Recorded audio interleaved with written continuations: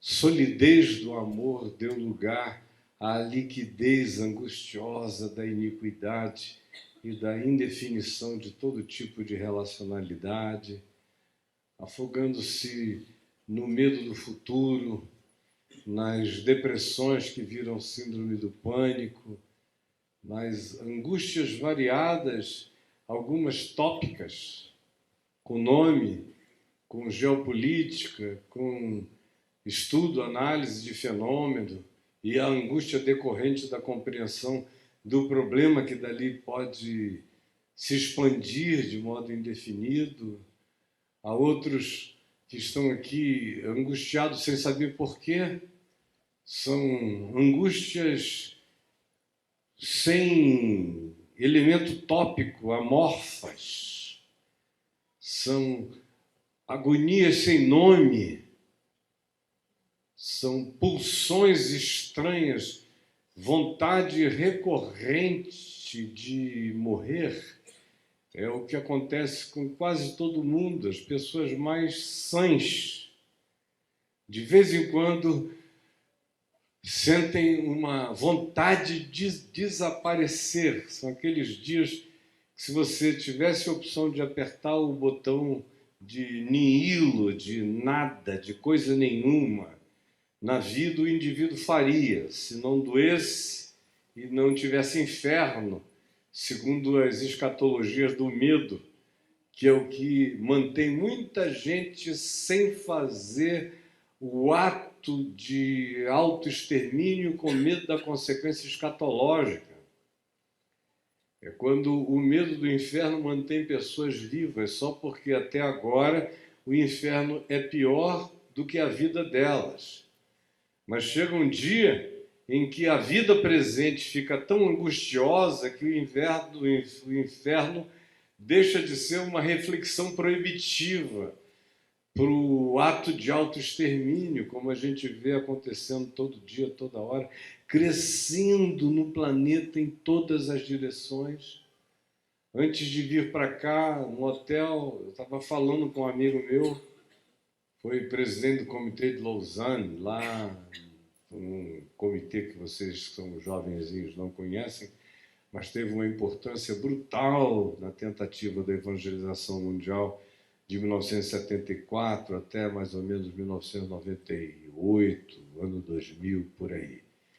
E ele estava justamente me falando disso, numa reunião em Albuquerque, nos Estados Unidos, com líderes jovens, e ele disse: Caio, a angústia para todo lado aqui é essa.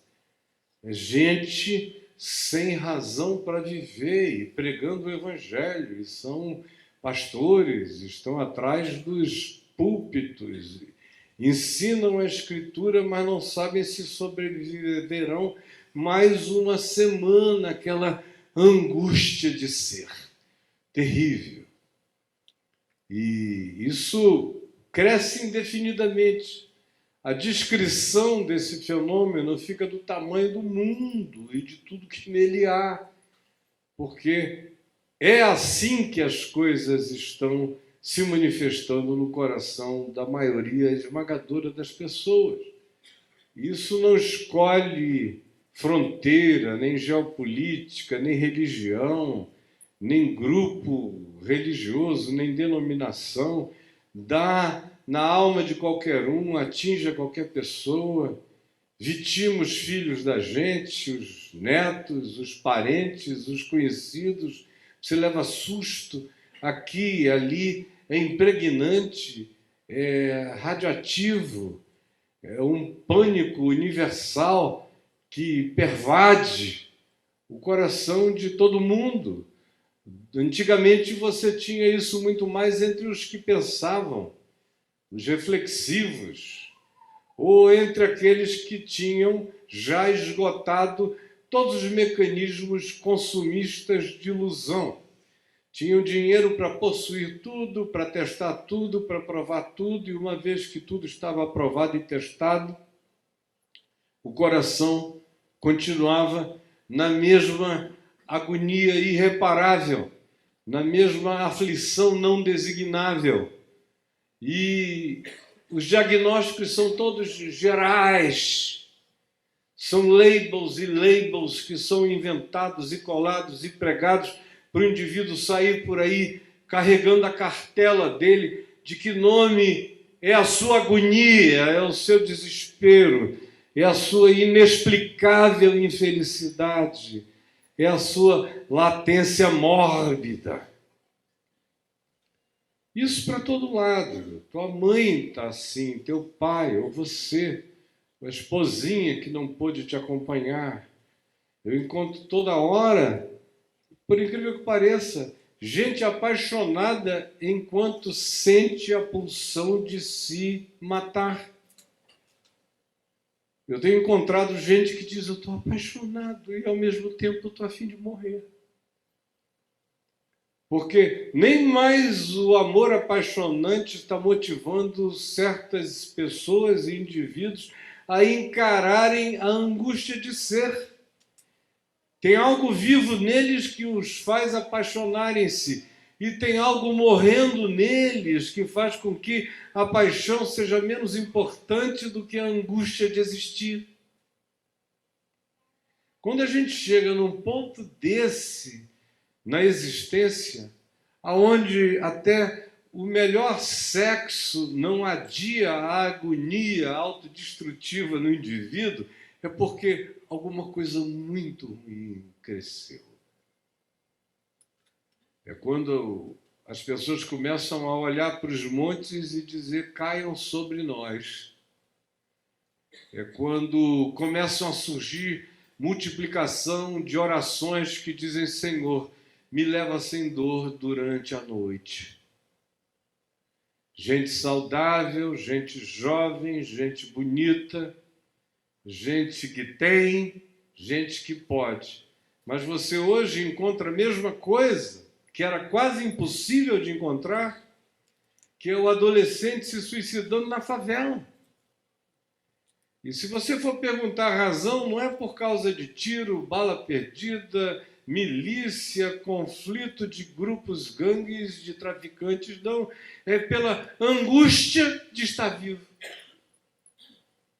Quando o pobre começa a querer se suicidar, vocês podem ter certeza que o termômetro da angústia chegou ao abismo.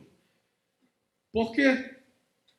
Porque a fome, a miséria, a instabilidade, a não segurança, a incapacidade de qualquer previsão futura mínima que o indivíduo possa ter, porque o pobre não tem isso, e é o que o mantém regularmente lutando, sem pensar em existencialidade, em dor, em agonia, em angústia, em pânico, em depressão, em nada, porque a fome e o medo da fome são propulsores existenciais poderosos que fazem com que o indivíduo adie as angústias da alma, que passam a ser quase luxos existenciais diante da ausência de alimento físico. Mas chegamos num ponto e num tempo no qual o pobre está se angustiando com a angústia existencial da classe média para cima, dos que já solucionaram o problema do pão. Vejam o nível dessa agonia. O indivíduo sem pão não está pensando na sobrevivência, está pensando muitas vezes em não aguentar a existência, não é pela pobreza, é pelo vazio. Aí você pega os dois extremos. O rico apaixonado, ainda assim sente vontade de morrer, e o pobre faminto, ainda assim sente vontade de se matar. Os extremos da humanidade estão se fechando numa mesma angústia de existencialidade. Nada é concreto. Os meus casamentos, os modos de fazer casamento, eu estou fazendo um casamento há 46 anos. No curso desse quase meio século, eu mudei o modo de fazer casamento. Quando eu comecei a fazer os casamentos, eu tinha uma certeza enorme que aquele cara e aquela menina iriam ficar velhos juntos. Ia ser bonito, ia ser como sempre foi. Depois de um tempo, a média foi para cada 2 que você casava, um se separava. Agora a média aumentou. Agora, no quarto casamento, talvez o cara tenha uma chance de ficar até o fim da vida. Mas antes disso, está ficando cada vez mais complicado. Você quase que casa dizendo, bom, até o próximo quinquênio. A gente se vê daqui a 5 anos. A cada quadriênio a gente checa, e olha lá. De vez em quando eu caso casais que não fazem 1 ano de casado, já se separaram. Já tive alguns que se separaram na lua de mel por incompatibilidade de gênios. Uma semana de convívio gerou a insuportabilidade entre eles. Aí você vai vendo. Aí a guerra ideológica, a ideologia de gêneros. Um grupo diz, não, se nascer com pinto é homem. O outro grupo, e aí o mesmo grupo diz, se nascer com pepeca é mulher. Aí vem vários outros grupos que dizem, não, depende. Pode nascer com pinto e se sentir mulher, pode nascer com pepeca e se sentir homem. Aí já tem um outro grupo que diz, vocês são muito maniqueístas, estão divididos só entre homens e mulheres. Tem um alfabeto enorme de variações. Enorme. Aí vem uns e chamam isso de ideologia de gênero. Aí vem um outro grupo e diz, não, é apenas crise de identidade. E as filosofiações a respeito do processo geram brigas enormes. Mas o fato é que todo dia, eu que não faço outra coisa na vida a não ser lidar com gente, vejo que com ideologia, sem ideologia, seja como seja, as pessoas de fato não têm mais definições claras acerca de si mesmas por muito tempo, e algumas passam a vida toda sem ter. E às vezes você leva o susto de ver uma pessoa chegar aos 50 anos e dizer, poxa vida, eu gerei 4 filhos, fui casada não sei quantos anos, só descobri agora que o meu barato é uma amiga minha. Aí separa para lá, para cá, como o cara também. Você entra lá no meu portal, se fizer essa pergunta, tem milhares de sujeitos dizendo a mesma coisa. Foi só muito depois que eu descobri. Ou também tem aquele grupo que diz, tanto faz, por que vocês têm essa necessidade de definição de identidade ou de gênero? Depende do dia, da hora, do turno, da circunstância. Não tem absolutamente nada para ser definido. É um slime, é uma geleca. Sim, você pode dar a forma que você quiser. E isso vai ficando cada vez mais próximo do que a gente chama de líquido, que não tem solidez, que não tem palpabilidade, que não tem definição do ponto de vista de formatação, que pode ser qualquer coisa, que cabe em qualquer situação, que não está aberta a nenhuma forma de fixação, e é esse o ambiente no qual todos nós estamos vivendo. Esse é o mundo à nossa volta, e olha que a gente ainda está num país careta, demais. E da última eleição para cá, a gente foi para um regime de neandertais, de tão para trás que avançamos. É o Back to the Past, é o nome do filme, não é To the Future, é To the Past. No entanto, apesar de politicamente nós sermos tão retrógrados hoje em dia, a angústia do teu coração não conhece ideologia. Não interessa quem você é, a agonia está aí, pulsando, presente, a aflição não para, nenhum decreto muda isso. A Damares pode chegar e dizer, começou uma nova era. Meninos vestem azul e meninas vestem rosa. Que ela mesma vai dormir ainda angustiada, sem ter, quem sabe, se definido numa quantidade enorme de outras coisas na vida. E isso não é novo. Para quem olha para Jesus e tem nele o farol que ilumina todas as perspectivas, que me ilumina o passado e dele me permite evocar o melhor, que me ilumina o presente, e nele me ajuda a definir em favor do que é bom, e me projeta o futuro, e me ajuda a ver o que vem. Quem tem essa possibilidade, esse olhar e essa perspectiva, não se assusta, como eu não estou assustado com nada disso. Isso para mim era o óbvio, isso aconteceria. Quando, bem novo, eu comecei a ver quais eram as perspectivas do que a ciência genética produziria, quando eu comecei a ver o que as descobertas de Franz Crick, e quando eu comecei a ver o que a psicologia de Skinner propunha, quando eu comecei a ver o que a engenharia genética estava abrindo de possibilidades para o futuro, e quando o genoma humano foi decifrado, para mim se estabeleceu aquela convicção afirmada por Deus na Torre de Babel: agora já não haverá limites para tudo quanto intentam fazer. Aí não é à toa. Essa informação vibra como informação consciente, discernível, captável, processável, e vibra como transmissão telepática, transmissão emocional, vibracional. Isso se comunica no nosso inconsciente coletivo, nos nossos sonhos, nas mensagens subliminares, está tudo presente.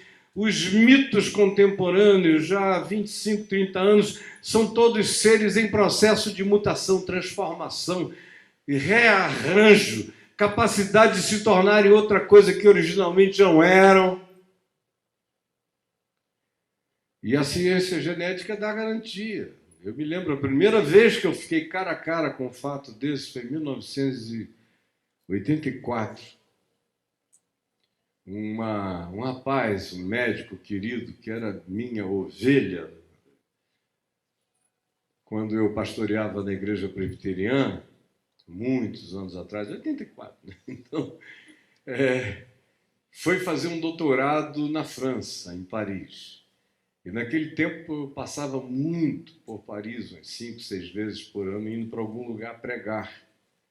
E ele estava lá sozinho, e toda vez que eu passava, eu dava uma parada, o pegava lá no Hospital São Luís, em Paris, e a gente ia comer um joelho de porco ali na beira do Sena, tomar um vinho e conversar sobre o Evangelho, tantos anos.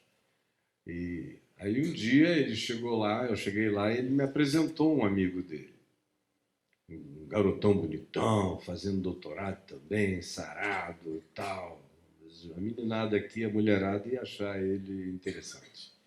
O fato é que, primeira vez, me apresentaram aquele rapaz e tal. Como é que é, pastor? Tudo bem? Tal. Aí eu voltei 6 meses depois lá no hospital, ele já estava um pouco diferente. Oi, pastor. Aí foi se amaciando, se amaciando.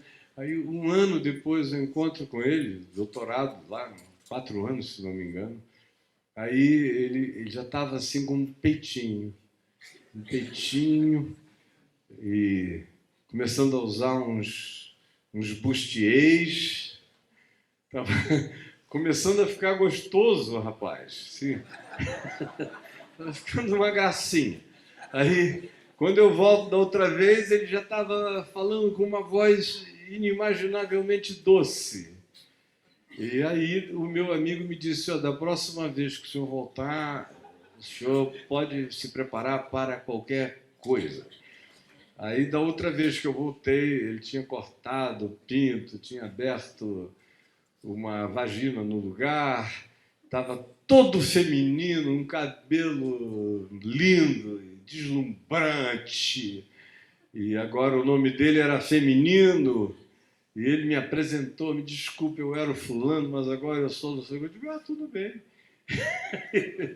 Conversamos, depois eu falei, escuta, rapaz, você mora em Caraí, Niterói, né? Ele é.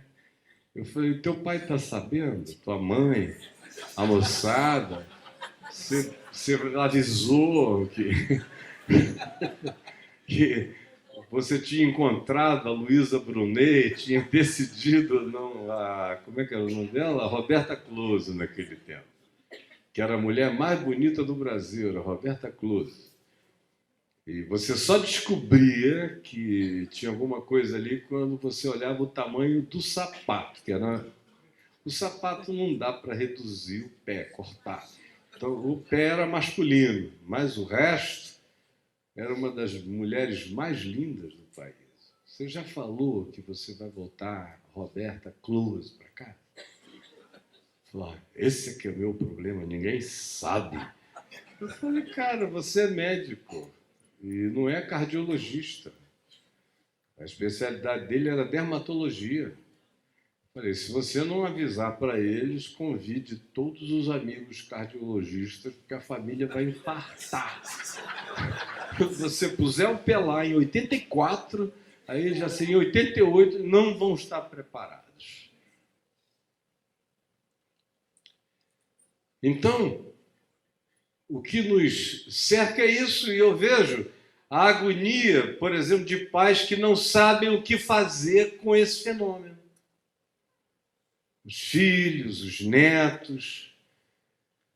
Outro dia, uma pessoa que trabalha com a gente, tem um ano mais ou menos, ligou lá para casa e falou com a Adriana que precisava correr lá em casa, falar comigo e com ela, urgente, era um casal muito amado. Que uma coisa horrorosa, horrorosa, horrorosa, horrorosa tinha acontecido. Falei, meu Deus, o fulano descobriu que o fulano, já com quase 60 anos, gosta mesmo de outras coisas. Será isso? Aí eu fiquei pensando, não é ela que se apaixonou por não sei o quê. Aí eu fui vendo as alternativas do horroroso, horroroso, câncer, incurável, já terminal, horroroso, horroroso, horroroso, horroroso, o que será?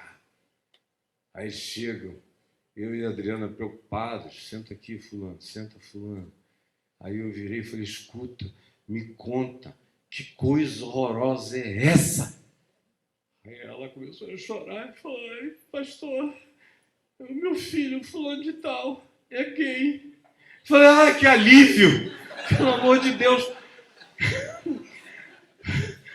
Depois de me preparar para um negócio, você vem me dizer que o garoto é gay. Ele, o primo dele, o outro ali, aqui na rua, todo mundo. Nesta reunião aqui tem um bocado. Manifestos e enrustidos, tanto faz. Está lotado. E você vem me dizer que essa é a coisa horrível? Dê graças a Deus, porque o menino está aí inteiro, vivo, é crente, ama Deus, está lidando com uma situação que ele não desejou, não buscou, e teve a coragem de te dizer que essa é a agonia dele. Se ele não tivesse essa coragem de te dizer, de tratar isso na luz como ele está tratando, o que poderia acontecer estatisticamente falando, como acontece com filho de crentes, é que a alternativa fora disso é ir embora de casa, ou o amor familiar é tão grande e a vergonha do indivíduo é tão profunda que ele tira a vida.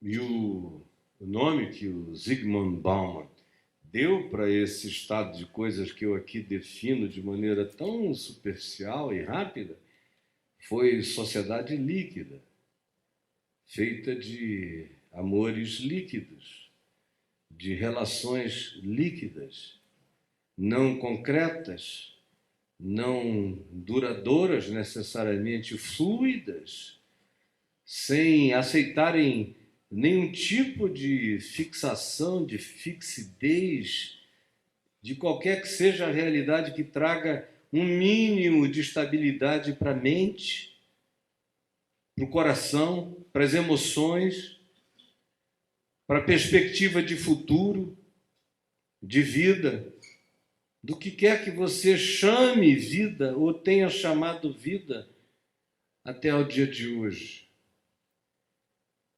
E isso me traz, como me levou ontem em Niterói, no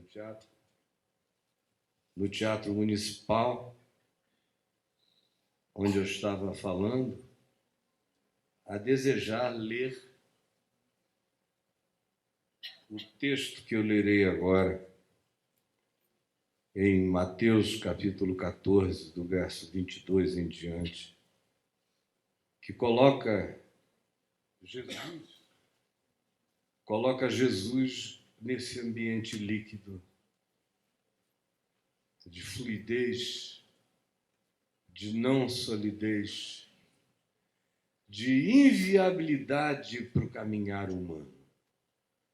Porque o que eu acabei de descrever aqui é um cenário de afogamento, de angústia, de desespero, de inadaptabilidade, de inadequação da mente, da alma humana, conforme nós a conhecemos e conforme ela se formou nesses milênios de construção, de sinapses, de definições, de necessidade de procriação para que a humanidade continuasse até bater no muro da ciência genética que prescinde de sexo, de homem e de mulher em acoplagens de natureza natural, onde você pode se reproduzir para além do que seja o limite até então estabelecido, quando você pode deixar aqui as suas sementes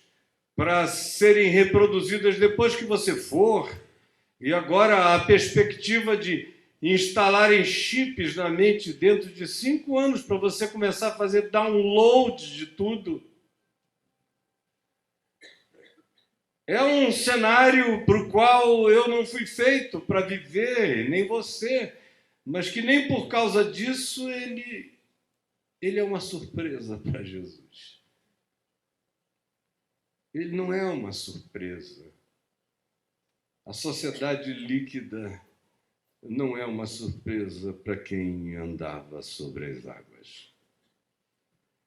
Logo a seguir, compeliu Jesus os discípulos a embarcar e passar adiante dele para o outro lado, enquanto ele despedia as multidões. E, despedidas as multidões, subiu no monte a fim de orar sozinho.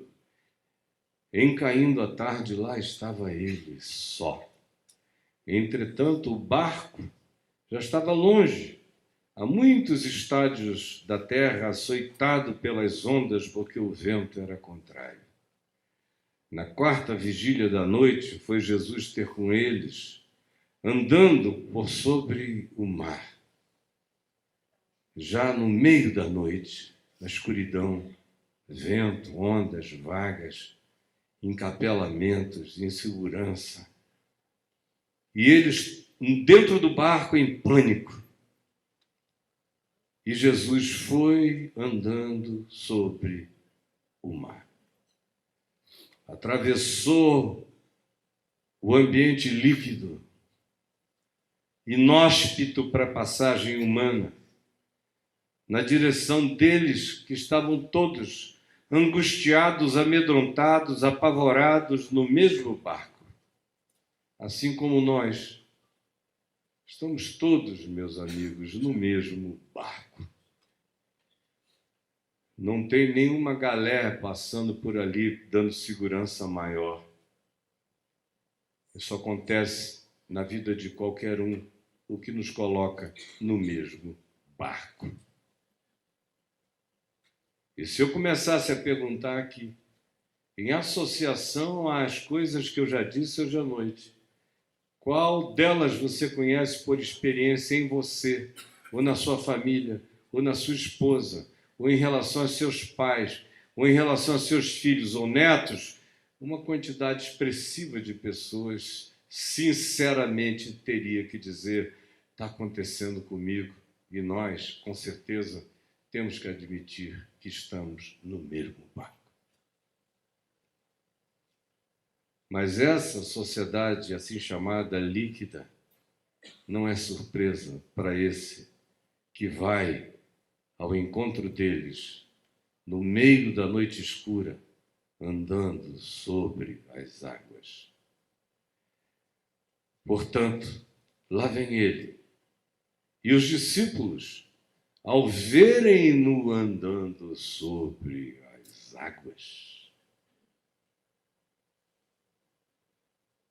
ficaram aterrados e exclamaram: é um fantasma. É o que eu vejo que está acontecendo aqui entre nós. Quando eu digo aqui entre nós, é na terra inteira. Todos os informes que eu tenho do que está acontecendo no mundo descrevem o mesmo cenário, porque globalizada é essa angústia todo dia, com pequenas variações culturais, mas não há disfarce para a universalização dessa agonia. E o que eu vejo, e é o que explica a razão pela qual tem tanto crente se matando, é porque a impressão que chegou para a maioria das pessoas é que a gente entrou num ambiente para o qual não havia previsão no Evangelho. Não é essa a sensação que muita gente tem aqui? A gente foi ensinado muita loucura. Eu digo a gente porque eu vi o que estava acontecendo com vocês. Graças a Deus, me excluam fora dessa, porque desde cedo eu sempre disse o oposto. Por isso não preciso fazer adaptação de nada. Eu sempre soube que esse tempo chegaria, que essa realidade absolutamente indefinível, que é completamente líquida e, portanto, é afogante, nos faz só sobrar, nos torna inadequados para viver. Não temos guerras para esse tempo, para essa hora, para essa era. Não fomos adaptados para viver nessa agonia. Não somos anfíbios para viver nesse processo. E a maioria se afoga de angústia, de medo, de indefinição, ou mesmo quando não processa isso lucidamente, responde inconscientemente a isso na manifestação da angústia, da tristeza inexplicável, da depressão, do medo, do pânico, do indefinível, do não pontuável, e que atinge de todo lado e chega com todas as caras e não poupa ninguém. E não há uma terra de gozem para os crentes. Vocês sabem o que é isso? Não é uma terra de prazer sexual, terra de gozem. É lá no Egito, no livro de Êxodo, que diz que os hebreus viviam na terra de Gozem, e que aquelas pragas todas do Egito atingiam o Egito inteiro, menos a terra de Gozem. Eu ouvi durante o curso desses quase 50 anos pregando o Evangelho, uma quantidade enorme de pessoas garantindo que quando os piores dias chegassem, os crentes seriam poupados, porque havia uma terra de Gozem. Era uma terra de gozação que se fez com a alma da maioria de vocês, porque está aí, e ninguém é poupado, todos nós no mesmo barco. que acontece ao justo, acontece ao injusto e vice-versa.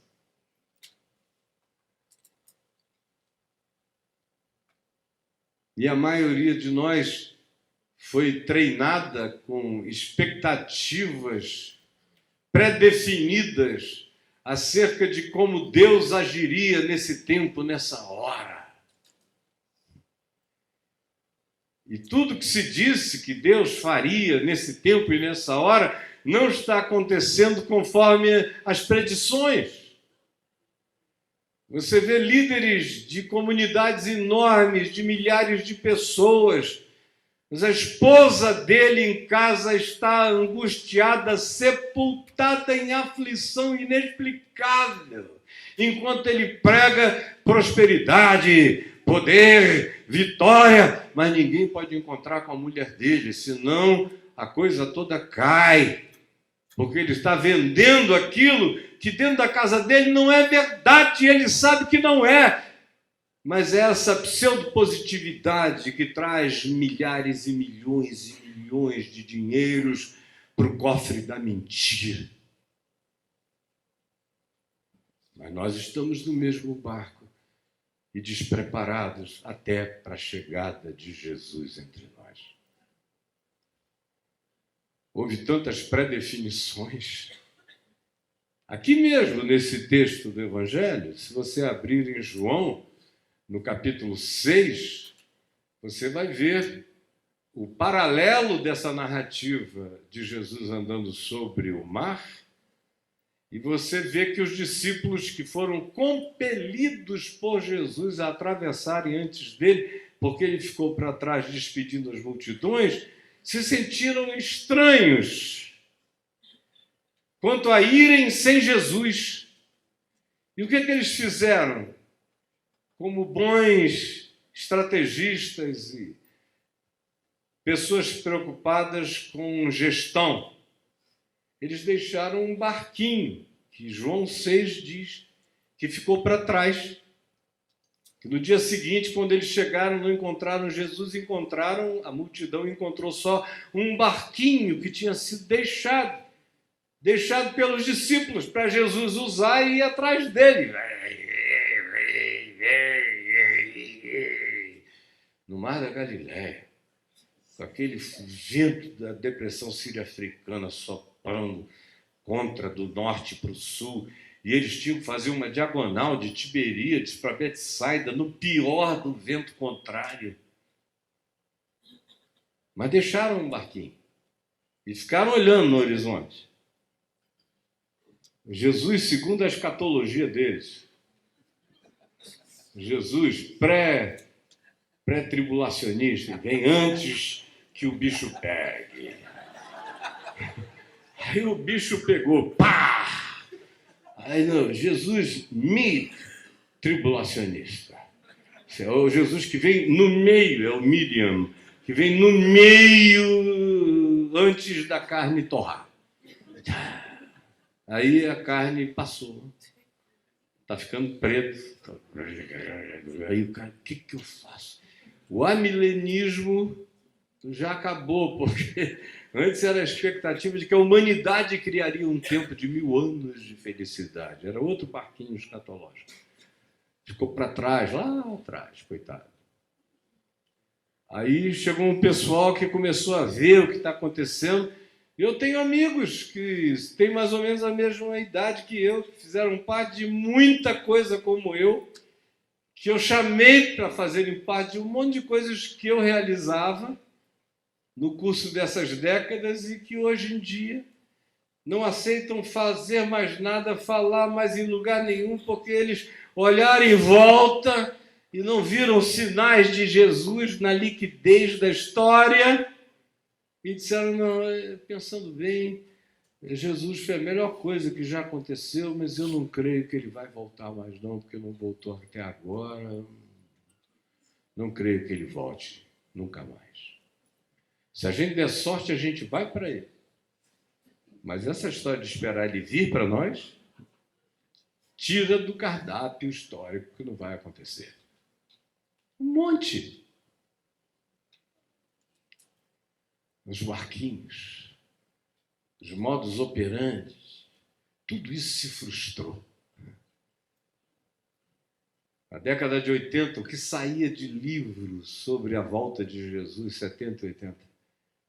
70 era aquela esperança, com profecias organizadas pelo Hal Lindsey. Jesus não voltou conforme ele disse, mas ele ganhou milhões de dólares às custas dessa falácia. Aí vem a década de 80, teve gente mais ousada. Quando foi chegando o tempo do alinhamento dos planetas, vocês estavam vivos nesse tempo? Não, porque tem que perguntar, não é? Alinhamento dos planetas, na década de 80. Eu estava almoçando com o bispo Roberto Macalister, ali num restaurante em Botafogo, no dia do alinhamento dos planetas, e um amigo comum tinha escrito um livro, O Alinhamento dos Planetas e a Volta de Jesus. O livro foi divulgadíssimo. E, cara, quem quer conhecer essa escritura sabia que aquilo ali estava fadado a cair em desuso no dia seguinte, ao alinhamento dos planetas. Aí eu saí com o bispo Roberto, a gente almoçou, íamos voltando de volta para o gabinete dele em Nova Vida. Aí ele botou a mão no meu ombro, um homem assim meio solene e ao mesmo tempo de uma ironia fina, muito fina. Aí ele botou a mão no meu ombro e falou: Caio, você não acha que a gente deve fazer uma ligação para o nosso irmão, era o autor do livro, para o nosso irmão fulano de tal, fazendo uma nova sugestão de tema? Aí eu falei: qual seria a sua sugestão para ele? Aí ele disse: eu acho que eu escreveria um livro intitulado Desculpem Qualquer Coisa. Mas naquele período, nos anos 80, marcaram a volta de Jesus, muitas vezes aqui no Brasil, gente que vocês conhecem. Nos anos 90 ainda, a última foi em 97. Depois teve aí, já era uma coisa maia, em 2012. Mas o fato é que os barquinhos deixados para Jesus atravessar a liquidez da existência, o barquinho ficou para lá e Jesus abandonou os métodos. E chega assim. Eu sei que eu sou da parte de Deus e prego o evangelho da graça desde o primeiro dia em que comecei a pregar e vou pregá-lo até o último dia na terra. E eu não mudei. Meu cabelo cresceu, foi só isso. A barba sempre esteve aqui, desde 18 anos de idade. A mensagem que eu prego é exatamente a mesma, não tem surpresa nenhuma. Mas vocês mudaram tanto. E vocês se derreteram, se liquefizeram, se desconstruíram de tal maneira que eu chego, prego a mesma mensagem, mensagem Jesus, mensagem evangelho, como sempre foi, como sempre será. E o que eu vejo de todo lado é o pessoal dizendo: é um fantasma, enlouqueceu. Hoje eu já ouvi 4 vezes que eu perdi o juízo. Sério, foi pouco hoje. Ontem eu ouvi umas 5. São pessoas amorosas que dizem: puxa vida, eu encontrei o fulano, convidei para ele vir aqui. Ele falou: acho que eu não vou não, porque eu tenho a impressão que o Caio perdeu. He lost it. Ele perdeu o juízo, a sanidade. E eu olho e digo: meu Deus, obrigado pela mesma insanidade com a qual tu me converteste. Eu peço que tu me batizes nela até tu me levares para ti, sem mudança nenhuma. Mas o mesmo Jesus, a mesma palavra, virou um fantasma. E quando nesse tempo líquido, caracterizado por tudo isso que perdeu a definição, a palpabilidade, a fixidez e a certeza, quando essa mesma palavra paira sobre isso, anda sobre isso, não tem medo disso, enfrenta isto. Ainda assim tem gente que não reconhece. É um fantasma.